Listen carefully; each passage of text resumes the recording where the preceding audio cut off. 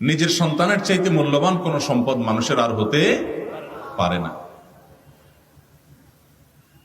এই সম্পদ আল্লাহ তাআলা যাকে দেননি পরীক্ষা করার জন্য, তিনি জানেন এই সম্পদের মূল্য কত বেশি। যাকে আল্লাহ তাআলা কোনো সন্তান দেননি, নিঃসন্তান রেখেছেন, সে আল্লাহর বান্দা জানেন যে এই নিঃসন্তান হওয়ার কষ্ট বেদনা কত মারাত্মক, কত বেশি। আর যাদেরকে আল্লাহ তাআলা এই সন্তান দিয়েছেন, এই নেয়ামত দিয়েছেন, সন্ততি দিয়েছেন, তারা এই নেয়ামতের যদি সদ্ব্যবহার না করেন, এই নেয়ামতের যদি যথাযথ কদর না করেন, তো আল্লাহ রাব্বুল আলামিনের কাছে এর জন্য জবাবদিহি করতে হবে।